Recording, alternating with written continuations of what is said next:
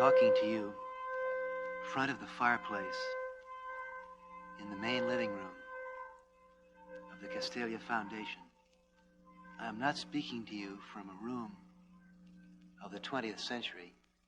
I am surrounded by objects and furnishings which would be more at home to a person from more ancient centuries, or perhaps from Oriental countries of the present time. The room is lit by candlelight. There are no chairs or tables, but colored mattresses, cushions. On the walls there are tapestries of faraway events and places. As I look out the window, I see lawns, fountains, a meditation house shrouded by pine trees, and behind it a meditation garden. This is the home of the Castalia Foundation, a center for research on the scientific and religious implications of consciousness-expanding drugs. This is a serene and beautiful place, inhabited by serene and serious-minded people who are dedicating their lives and their energies to expanding their consciousness and harmonizing with the energies inside and outside of their bodies. The situation here is not completely serene at the moment because this quiet island is under siege for the last few days, the last few weeks, the last few months. This peaceful surrounding has been surrounded by government agents, wiretappers, anxious and angry politicians. Why should this be? The reason for this siege of serenity is because I've gotten myself in trouble. I'm in trouble because I know too much. A few years ago, quite by accident, perhaps, I stumbled on the Philosopher's Stone. I had the veil of illusion pulled back and was confronted by the many levels of energy, the many realms of consciousness which are available to man. I opened the Pandora box of multiple reality. Now these are poetic metaphors for describing an ancient experience. I could just as well use more modern and scientific metaphors to describe how I got into trouble. I could say that by using psychedelic drugs, I became tuned in on the network of neurological signals and cellular wisdoms that radiate hundreds of millions per second within my body. In the last 6 years, I have taken the voyage out of my mind into my head, into my cells, over 300 times. Each time I have made this voyage, I have tried to communicate it to fellow voyagers and to my fellow men. Partly as the result of our experiences, at the present time, over 1 million Americans have had the experience of going beyond their mind into the eerie shifting, pulsating world of energy systems within their own body. In addition to the million Americans who have taken psychedelic drugs such as LSD, there are hundreds of millions of other people who have heard this news. Hundreds of millions of people in this country, South America, and Europe, who have been disturbed, fascinated, confused, irritated by the rumors about psychedelic drugs, their promise, their challenge, their perils. What are psychedelic drugs? The first thing to be said is that they're no new arrival on the human historical scene. Sacred plants and vegetables have been used for thousands of years, back to the dawn of human history, by wise men, medicine men, prophets, to expand man's mind. Today, in our technological society, we have produced dozens of chemicals which perform the same function. LSD, mescaline, dimethyltryptamine, psilocybin. There's a long litany of psychedelic chemicals, all of which, interestingly enough, are based on organic or botanical chemicals. And the powerful drugs which we now have to expand human consciousness are not the end. Each few months, the biochemists come up with a new molecule which talks directly, eloquently, and powerfully to the human nervous system, opens it up, and changes it.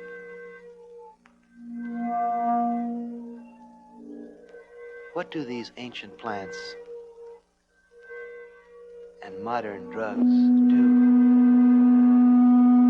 to the human mind? They expand consciousness. What is consciousness? Consciousness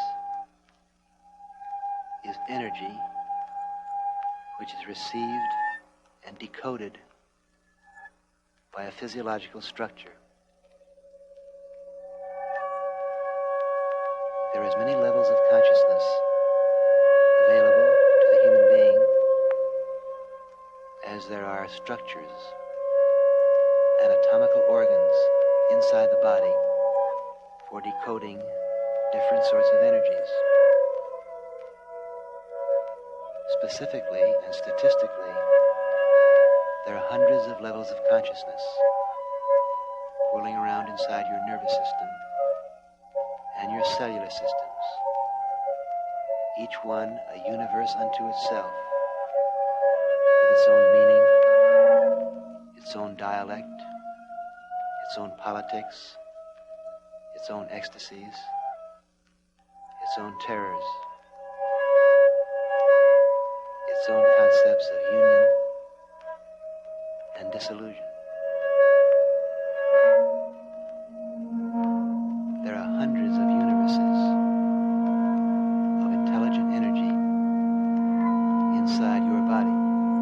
For the beginning student in this new and bewildering science of consciousness expansion, it's useful, I think, to consider 5 broad levels of consciousness. And anyone who wishes to think about or learn about the psychedelic drugs must keep something like this 5-point scale in mind. Because each drug experience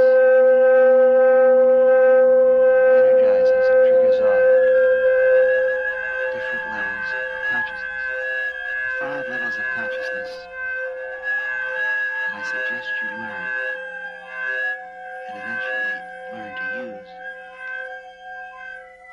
are sleep, symbolic consciousness, consciousness of the senses directly energized, the consciousness of cell, and the consciousness of precellular energy, molecular or atomic in nature. Sleep, symbol, sense, cell, molecule. Today, we Americans live in a drug-happy culture. Today, I would say that 90% of Americans are addicted to or dependent on some drug which alters consciousness. Think of the millions upon millions of Americans who depend upon tranquilizers, pep pills, alcohol, nicotine to get them through the trials and joys of each day. Whereas in other centuries,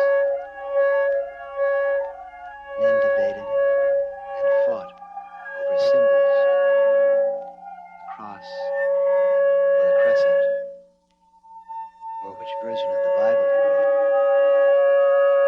Today, our biggest industries and our most vicious political quarrels seem to be generated by which drug do you use.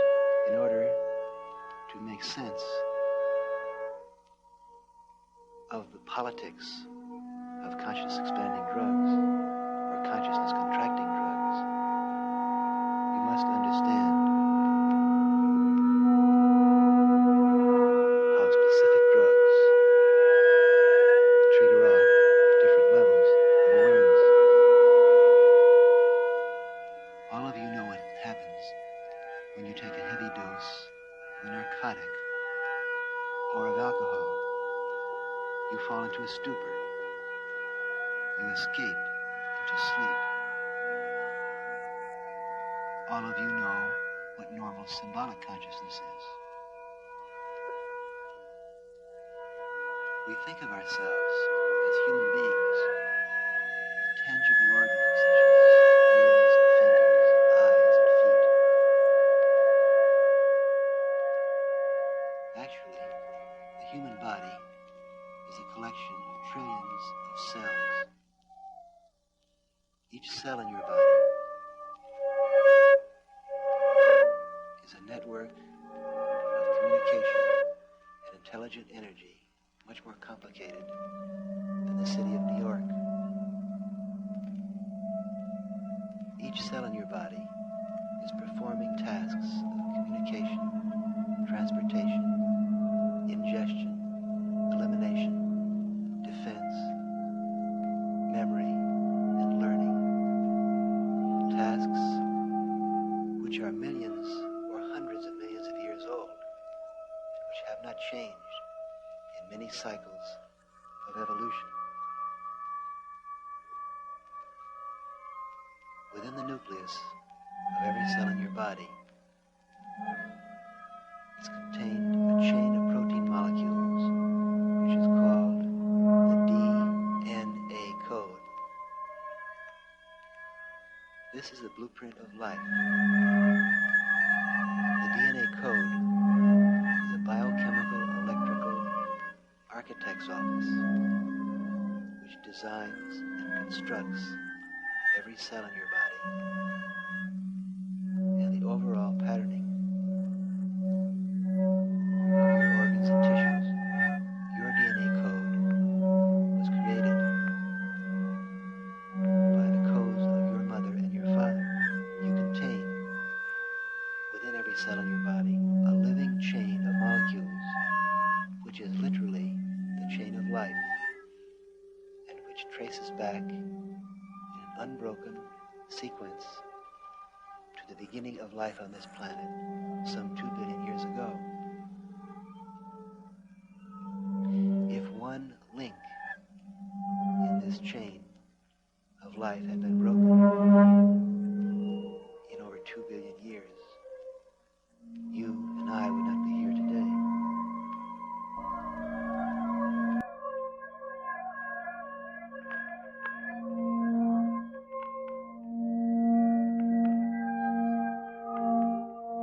During psychedelic sessions with drugs such as peyote, mescaline, psilocybin, and LSD, consciousness can contact the evolutionary wisdom which resides inside your cells,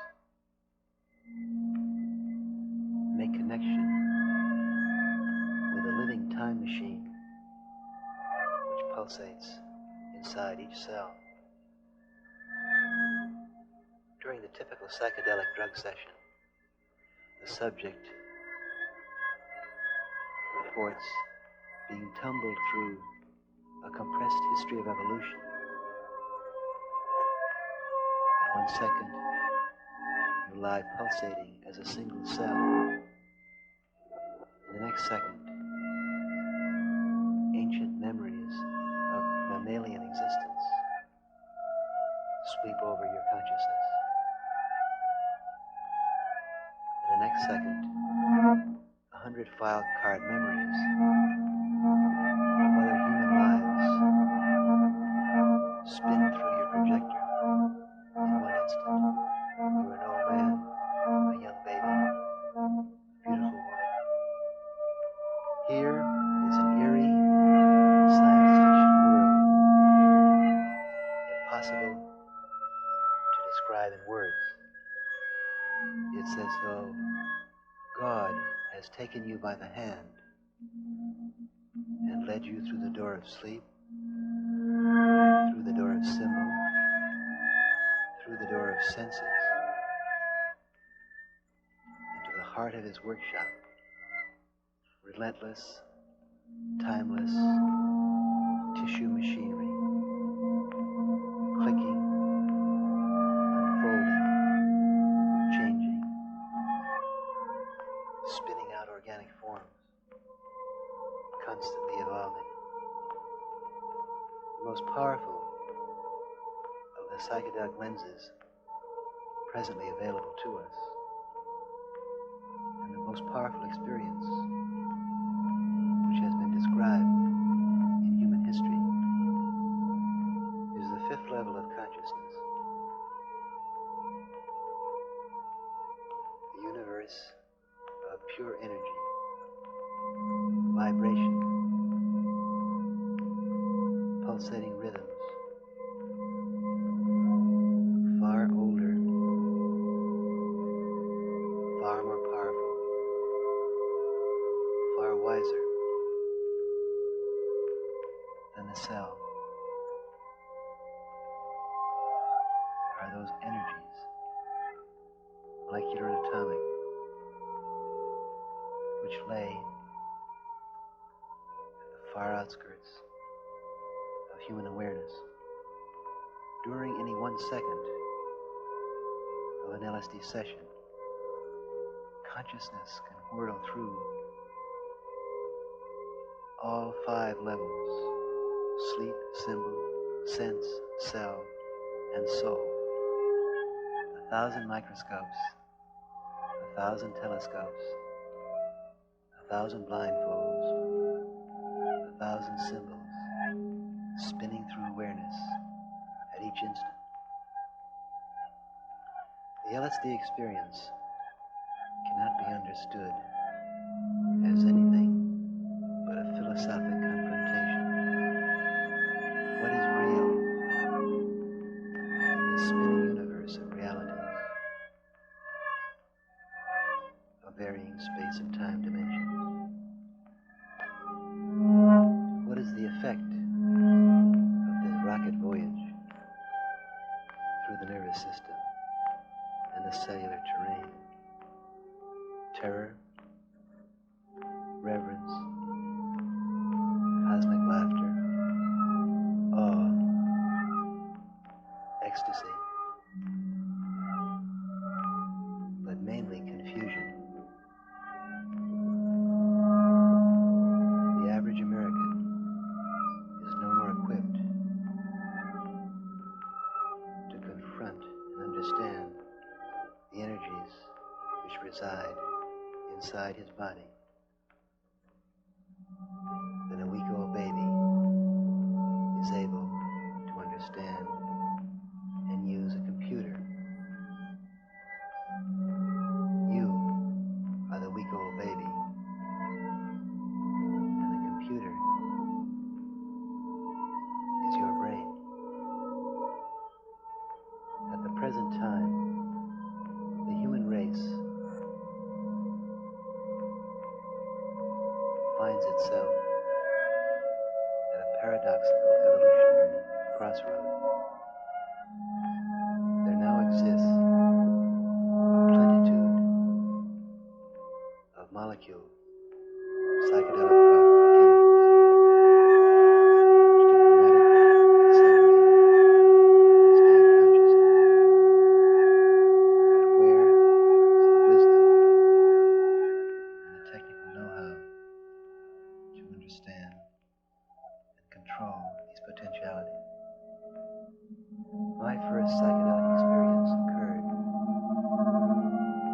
in Mexico in 1960. At that time, I was a whiskey-drinking, cigarette-smoking, symbol-addicted psychologist. I ate 7 of the sacred mushrooms in Mexico, and within a half hour was spun into a psychological laboratory 2 billion years old, which laughed at my pretensions at predictive knowledge. Since that time, 6 years ago, I have done almost nothing to attempt to understand and communicate this experience. Shortly thereafter, I returned to Harvard University and gave psychedelic drugs to some 300 professors, graduate students, writers, and philosophers. 75% of these people reported the most revelatory and educational experience of their lives. We gave these drugs to 36 prisoners who looked at the cops and robbers game through the brutal microscope of expanded consciousness and laughed and gave up crime.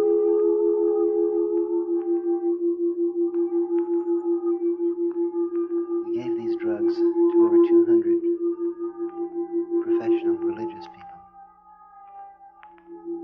2/3 of whom reported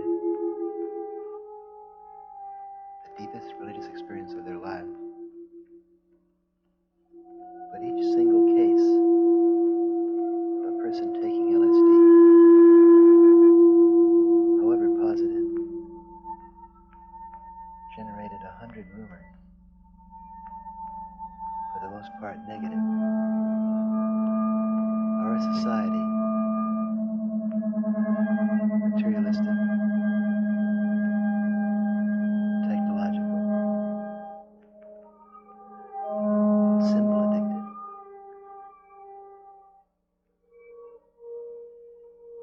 is made uneasy by the thought of people turning inward.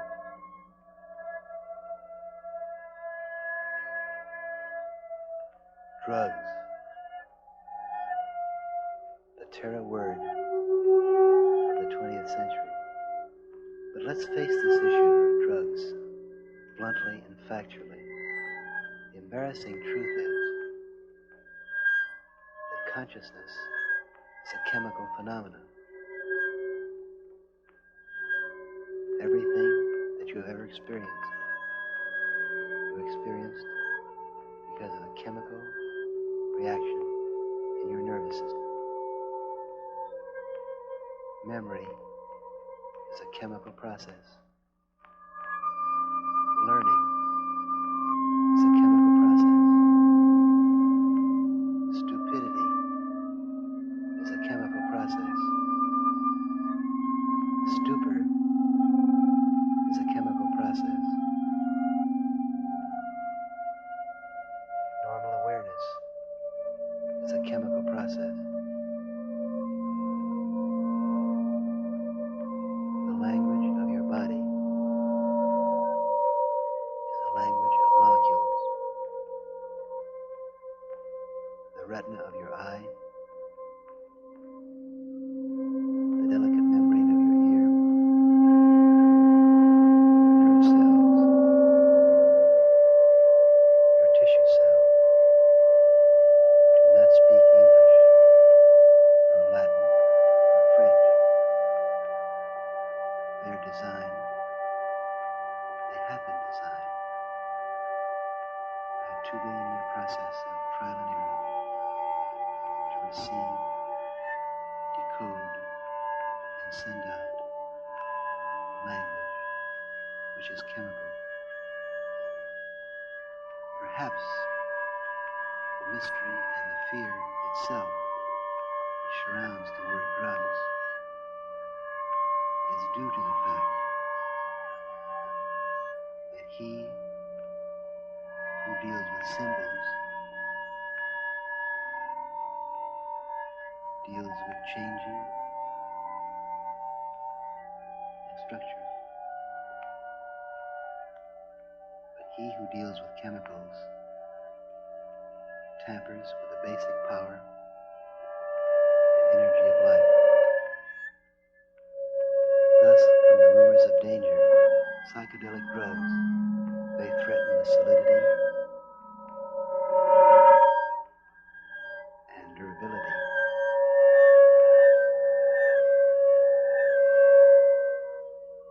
of our stereotypes. But that's all they endanger. The facts of the matter are that psychedelic drugs, such as marijuana, peyote, and LSD, are not addictive. It's the blindfolds and the escape drugs that are addictive. Neither do these drugs incite to crime. Heroin and alcohol are the triggers to antisocial behavior. The man with a microscope in his eye may be confused. He may stumble.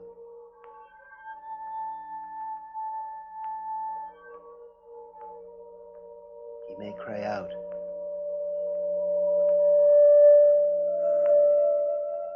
In ecstasy or alarm, but he's got too much going on inside of him to be concerned with pushing other people around.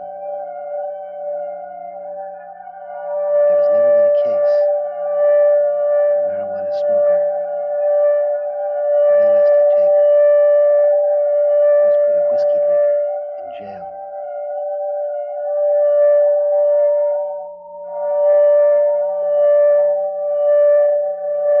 These days, there is an avalanche of publicity about the effects of marijuana and LSD. My advice is don't listen to any of the propaganda, whether it's positive or negative.